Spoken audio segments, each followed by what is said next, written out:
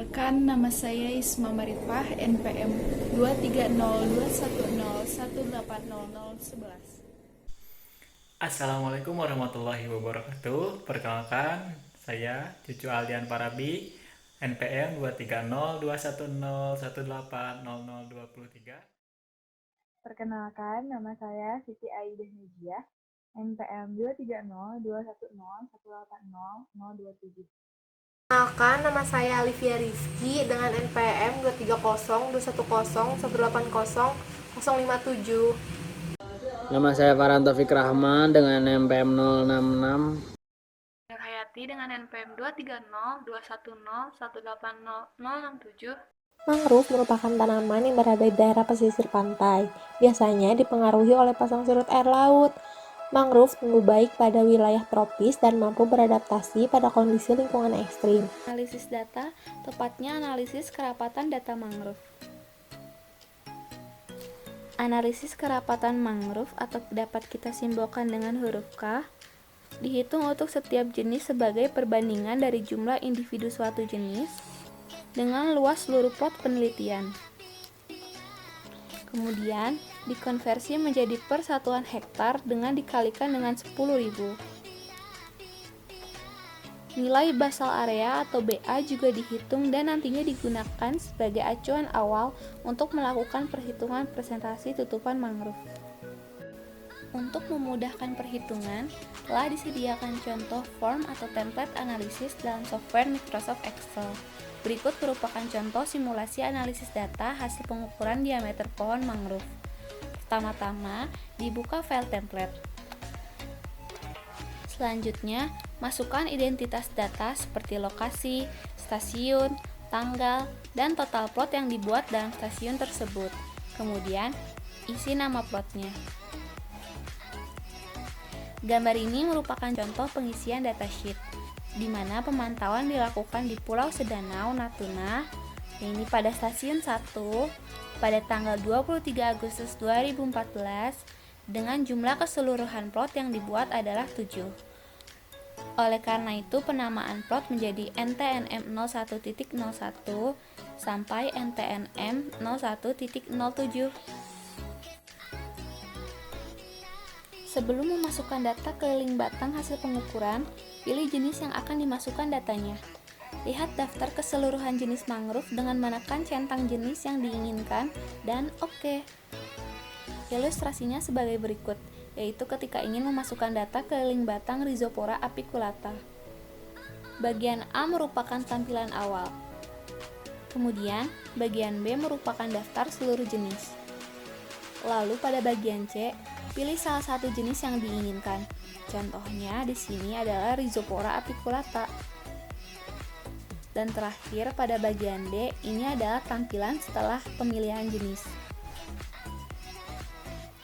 Pada langkah keempat, masukkan seluruh angka keliling batang mangrove pada kolom plot sesuai dengan jenis mangrove yang dicatat dan lokasi plot terdapatnya jenis tersebut. Berikut adalah tampilannya. Hasil perhitungan kerapatan pohon dan persenan tutupan mangrove di dalam satu stasiun akan terhitung otomatis pada sheet vegetasi. Untuk mempermudah tampilan, filter jenis-jenis yang hanya ditemukan pada stasiun. Ini adalah tampilan sheet vegetasi setelah dilakukan filtrasi. Berdasarkan data di atas, maka kerapatan komunitas mangrove dalam stasiun NTNM 01 adalah 1557,142857 pohon per hektar. Pada kolom presentasi tutupan, dapat dilihat bahwa presentasi tutupan total adalah 100%. Inilah kelemahan penggunaan metode konvensional sehingga diperlukan metode fotografi yang lebih akurat untuk pengukuran presentasi tutupan mangrove. Setelah mendapatkan data kerapatan dan persenan tutupan, simpan file analisis dengan nama yang sesuai dengan langkah-langkah seperti berikut, yaitu file, save as, lalu ganti namanya, analisis data selesai. Kemudian, lakukan langkah-langkah tadi, yaitu langkah 1 hingga 7 pada stasiun berikutnya. Dilanjut dengan analisis kerapatan data mangrove lainnya. Konsep dari analisis ini adalah pemisahan piksel langit dan tutupan vegetasi, sehingga presentase jumlah piksel tutupan vegetasi mangrove dapat dihitung dalam analisis gambar biner. Foto hasil pemotretan dapat dilakukan analisis dengan menggunakan perangkat lunak ImageG yang dapat didownload gratis di internet. Berikut ini adalah tahapan analisis untuk setiap foto. Ini merupakan tampilan ImageG pada Windows 7 64-bit.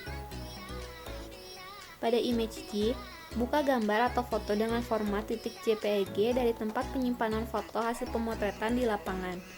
File, open, kemudian pilih fotonya. Sebagai contoh, file foto yang ditampilkan ini memiliki ukuran 4000 x 3000 piksel atau 12 juta piksel secara keseluruhan, dengan format warna masih RGB dan ukuran gambarnya 46 MB. Setelah itu, ubah foto menjadi 8 bit. Klik image, type, lalu 8 bit. Pada gambar ini mengalami perubahan dibandingkan dengan gambar sebelumnya. Warna RGB telah berubah menjadi 8 bit dan ukuran menyusut menjadi 11 MB. Warna gambar berubah menjadi abu-abu atau grayscale. Langkah keempat yakni pisahkan langit dan tutupan mangrove. Klik image, adjust, and threshold. Pada gambar ini terjadi perubahan di mana langit menjadi putih dan tutupan mangrove menjadi berwarna hitam. Namun nilai digital piksel masih beragam.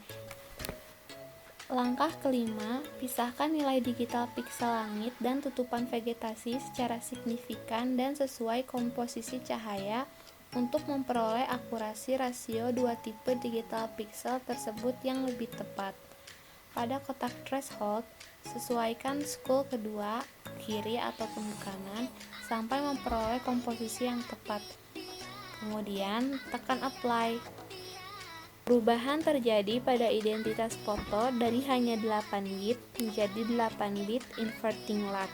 Saat ini nilai digital piksel langit sama dengan 0 dan jauh berbeda dengan nilai digital piksel tegakan yakni 255. Langkah ke-6, dihitung banyaknya piksel yang bernilai 255 sebagai interpretasi tutupan mangrove. Klik analyze, kemudian histogram. Berikut adalah tampilannya.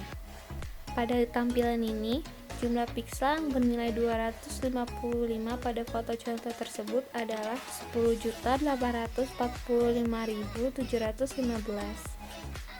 Presentasi tutupan mangrove merupakan perbandingan dari jumlah piksel yang bernilai 255 atau dapat disebut P255 dengan jumlah seluruh piksel atau dapat disebut dengan sigma P kemudian dikalikan 100%. Jadi, persenan tutupan mangrove sama dengan P255 per sigma P dikali 100%. Untuk mempermudah analisis, telah dibuatkan template yang sudah disimulasikan pada program Microsoft Excel. Pada template ini, kita hanya perlu memasukkan jumlah piksel dengan nilai digital 255 atau P255 ke dalam kolom P255. Maka presentasi tutupan mangrove pada foto tersebut akan terhitung secara otomatis. Template ini dapat di-download secara gratis dari website CoreMap.dp. Kemudian, dilanjut dengan interpretasi hasil dan penentuan status kondisi mangrove. Hasil analisis yang telah kita lakukan tadi akan menghasilkan nilai kerapatan dalam satuan pohon per hektar dan presentasi tutupan dalam satuan persen. Hasil tersebut dapat digunakan untuk menggambarkan status kondisi hutan mangrove yang dikategorikan menjadi 3, yaitu jarang, sedang, dan padat berdasarkan standar pemerintah Indonesia melalui Keputusan Menteri Lingkungan Hidup Nomor 201 Tahun 2004. Di mana jarang itu adalah tutupannya kurang dari 50% dan kerapatannya kurang dari 1000 pohon per hektar. Kemudian sedang, di mana tutupannya 50% hingga 75% dan kerapatan pohonnya 1000 hingga 1500 pohon per hektar. Dan terakhir ada padat, di mana tutupannya lebih dari 75% dan kerapatannya lebih dari 1.500 pohon per hektar. Ini adalah beberapa list dari mangrove yang tinggal atau hidup di daerah Indonesia. Ada Trigropoera mecconata,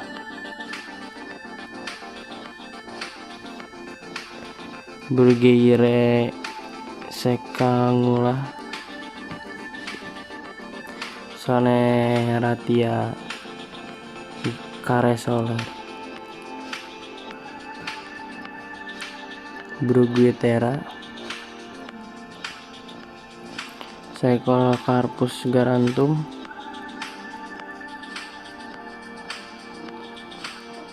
Cyclocarpus garantum, Cyclocarpus garantum.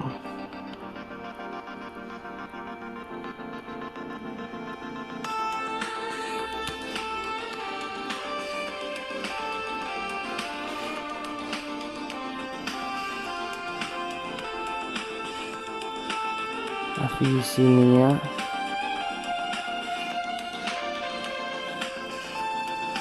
Bergotania asiatica,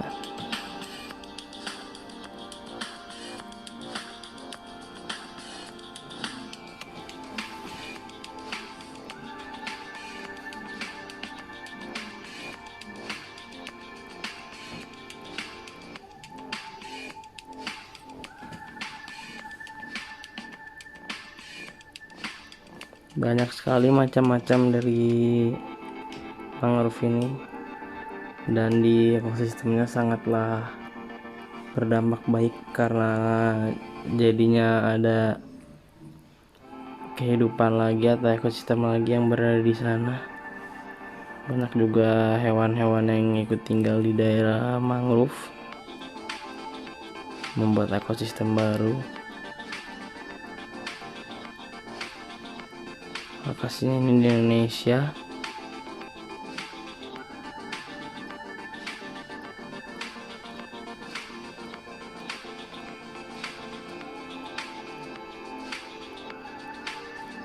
Biasanya tempatnya sangat luas.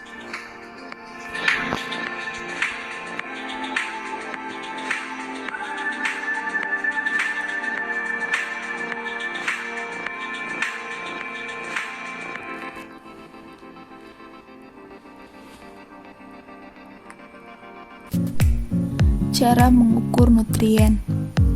Nutrien adalah suatu zat yang mempunyai peranan penting untuk organisme karena dimanfaatkan oleh tumbuhan dalam mendukung produktivitas primer, salah satunya yaitu fosfat, amonia, dan nitrat.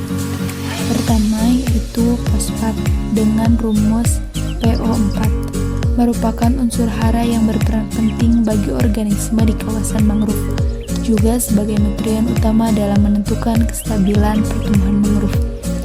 Cara mengukurnya itu siapkan alat dan bahan, diantaranya labu ukur, pipet ukur, spektrofotometer, sampel air, reagen SNCl, dan NH4 molibdat.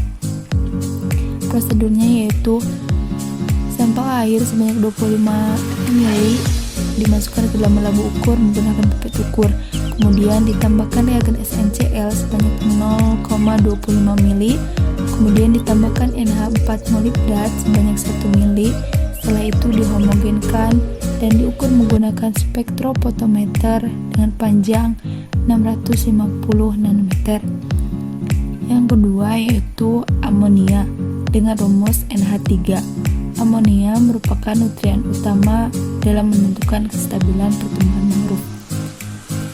Mengukurnya itu siapkan alat dan bahan, diantaranya labu ukur, pipet ukur, spektrofotometer, sampel air, signet, dan mesler. Prosedurnya yaitu sampel air sebanyak 25 ml dimasukkan ke dalam labu ukur menggunakan pipet ukur, kemudian ditambahkan signet sebanyak 1 ml. Setelah itu ditambahkan mesler sebanyak 0,5 ml dan dihomogenkan. Kemudian diukur menggunakan spektrofotometer dengan panjang 425 nanometer.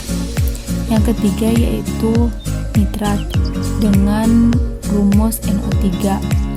Nitrat merupakan bentuk utama nitrogen di perairan alami dan merupakan nutrien utama yang berguna bagi pertumbuhan fitoplankton dan tumbuhan lainnya. Cara mengukurnya itu siapkan alat dan bahan, diantaranya labu ukur, pipet ukur, waterbed, spektrofotometer, sampel air, bisulfonic acid, aquades, dan NH4OH 10%. Prosedurnya yaitu sampel air sebanyak 25 ml, kemudian dipanaskan sampai volume 2 ml.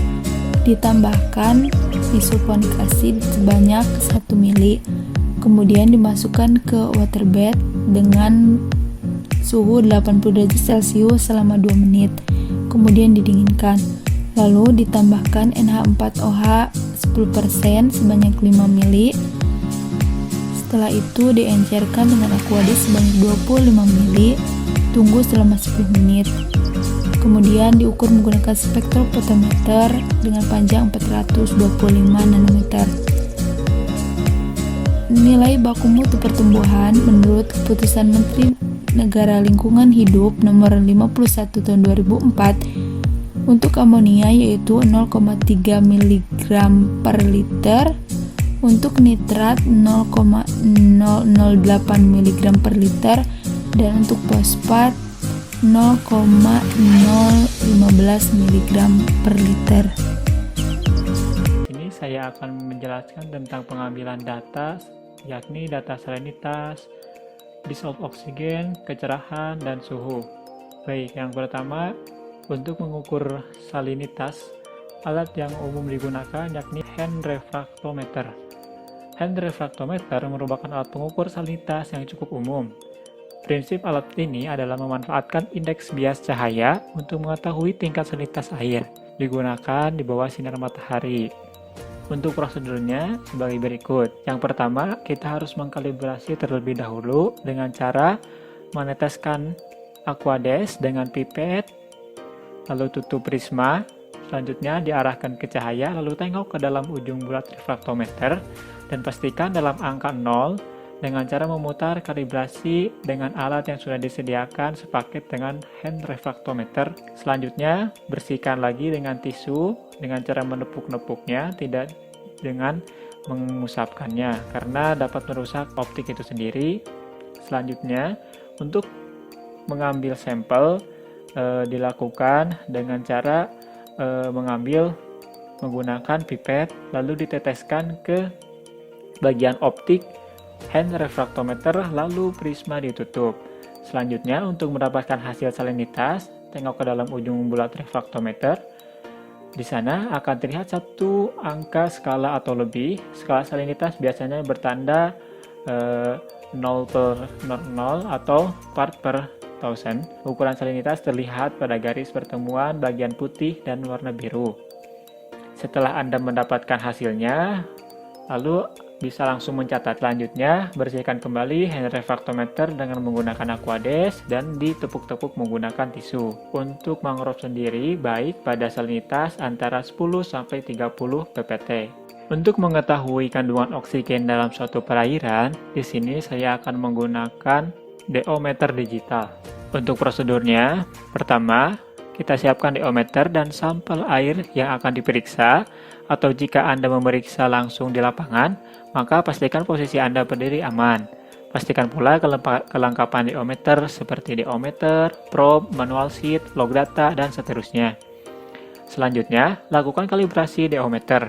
Umumnya, DO-meter digital sudah dilengkapi dengan mode kalibrasi otomatis, yaitu ketika dihidupkan selanjutnya, ukur konsentrasi DO dari sampel dengan mencelupkan probe DO-meter.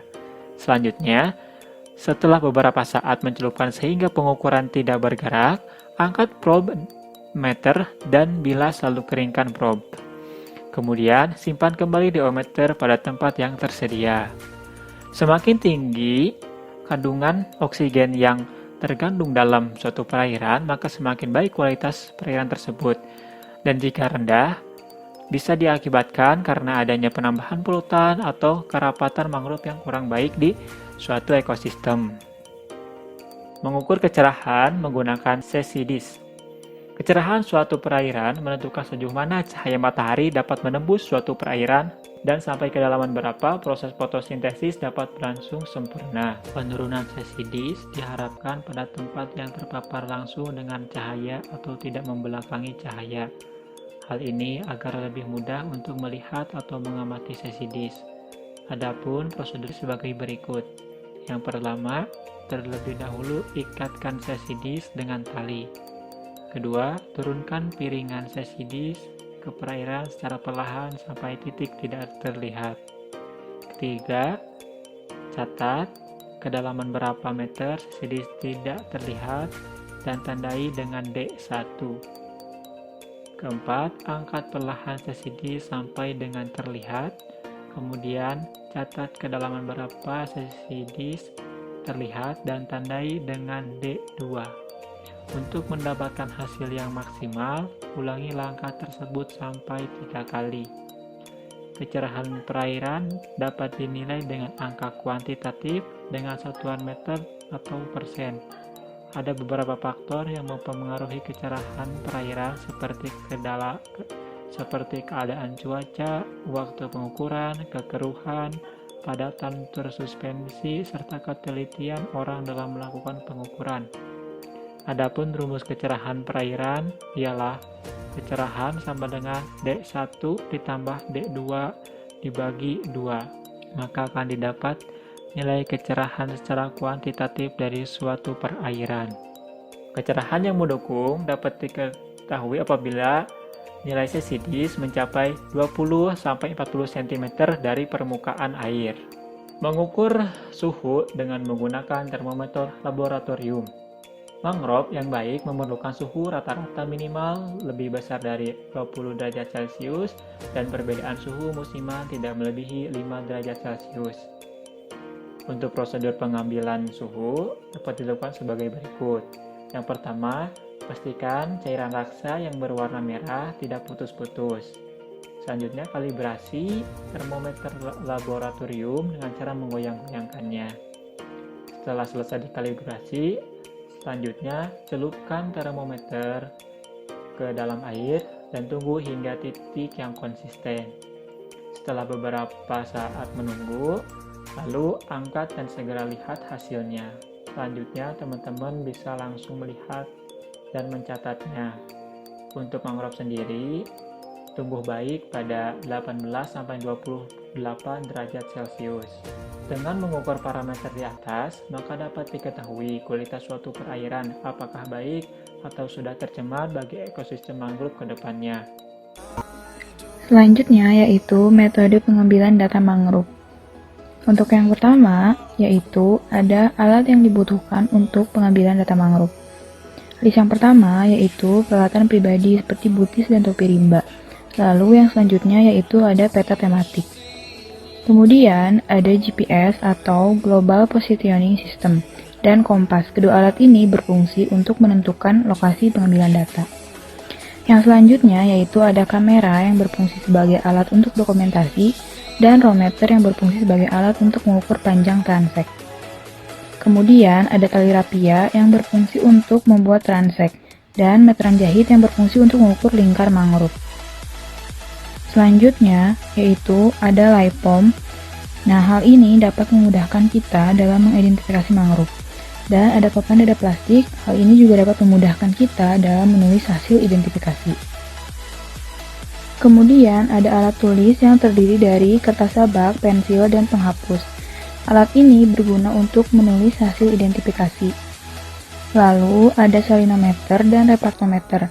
Alat ini berfungsi untuk mengukur salinitas perairan di ekosistem mangrove. Kemudian ada termometer yang berfungsi untuk mengukur suhu perairan ekosistem mangrove dan deometer untuk berfungsi untuk menghitung disop oksigen. Lalu alat selanjutnya yaitu ada higrometer yang berfungsi untuk mengukur kelembaban ekosistem mangrove. Lalu ada pH meter yang berfungsi untuk mengukur pH perairan. Dan P3K hal ini berfungsi jika ada yang terluka. Dan yang selanjutnya dilakukan adalah persiapan menuju lapangan. Persiapan ini dilakukan jika alat dan bahan yang dibutuhkan telah tersedia. Untuk menuju lokasi mangrove yang sebelumnya telah ditentukan, bisa dengan menggunakan perjalanan darat ataupun dengan menggunakan perjalanan perairan.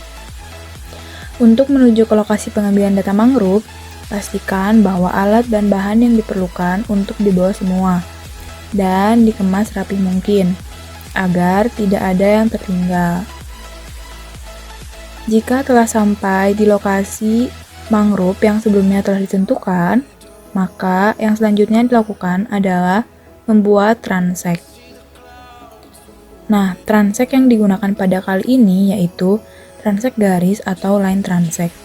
Tahapan pertama untuk membuat transek garis yaitu dengan menarik rometer dari mangrove yang terluar sepanjang 10 meter tegak lurus dari arah pantai, sehingga membentuk kotak 10 x 10 meter.